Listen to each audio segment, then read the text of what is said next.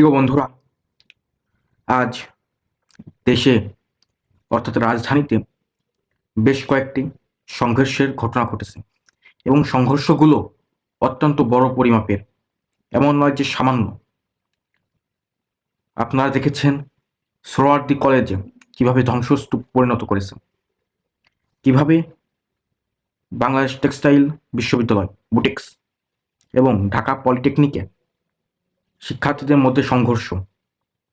Battery চালিত যে সকল রিক্সা চালক আছে তারা কিভাবে সংঘর্ষে লিপ্ত হয়েছে, তারা কিভাবে সড়ক অবরোধ করছে, এটাকে আপনি কিভাবে বিশ্লেষণ করতে পারেন? আপনি দেখেন এইটা কিন্তু একদিনে হচ্ছে, সমসাময়িকভাবে হচ্ছে। হঠাৎ করে কেন কেন এরকমের ভাবে দেশ অস্থিতিশীল অবস্থা হচ্ছে? এটাকে আপনি কয়েকটি পয়েন্ট আকারে ধরতে পারেন। তার মধ্যে একটি হচ্ছে সরকারের দুর্বলতা, দূরদর্শিতার অভাব, প্রশাসনিক অবকাঠামো একেবারে ভেঙে গিয়েছে এই জন্য, এবং পরাজিত যে শক্তি আওয়ামী লীগ, তারা বিভিন্নভাবে বিভিন্ন রূপে ফেরত আসতেছে বা অর্থের যোগান দিয়ে এগুলো করছে। তো এটাকে আমরা কিভাবে রোধ করতে পারি? এটাকে রোধ করতে দরকার জাতীয় ঐক্যমত। এখন আমাদের দেশের যে আকারে একটা পরিস্থিতি হচ্ছে, আমরা একে ডাকছি সংলাপে, ওকে ডাকছি না, এতে কিন্তু আমাদের দেশের পরিস্থিতি আরো ঘোলাটে হচ্ছে।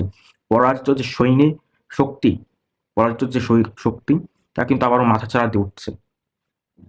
এর থেকে বেরিয়ে আসার আপাতত আমি আর কোনো লক্ষণ দেখতে পারতেছি না। যদি তারা জাতীয় ঐক্য গঠন করতে ব্যর্থ হয়, বড় দলগুলো, আওয়ামী লীগ বাদে বড় যে দলগুলো রয়েছে, বিএনপি, জামায়াত, জাতীয় পার্টি, এই তিন শক্তিকে যদি তারা কাজে লাগাতে না পারে, এই তিন শক্তিকে যদি তারা ঐক্যবদ্ধ করতে না পারে, এই সরকার যদি ঐক্যবদ্ধ করতে না পারে, তাহলে কিন্তু এই পরাজিত সৈনিক আবারও মাথাচাড়া দিয়ে উঠবে। এই বিষয়ে বিন্দুমাত্র কোনো সন্দেহ নেই। আজ যেভাবে শিক্ষার্থীরা একে অপরের সাথে সংঘর্ষে লিপ্ত হচ্ছে, বিষয়টি অত্যন্ত অত্যন্ত দুঃখজনক একটি বিষয়। এত হালকাভাবে নিয়েন না এগুলোকে।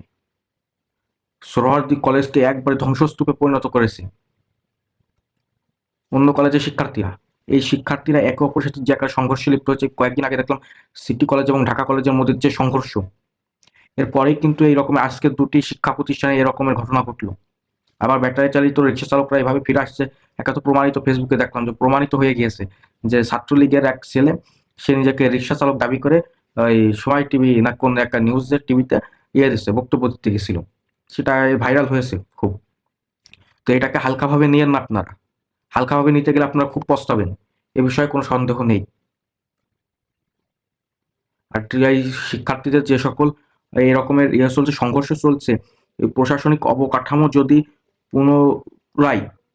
পুনরায় ঠিক করতে না পারেন, তাহলে কিন্তু দেশ একটি অরাজকতার দিকে যাবে এবং দেশের সেই পরাজিত সৈনিকরা আবার মাথাচাড়া দিয়ে উঠবে।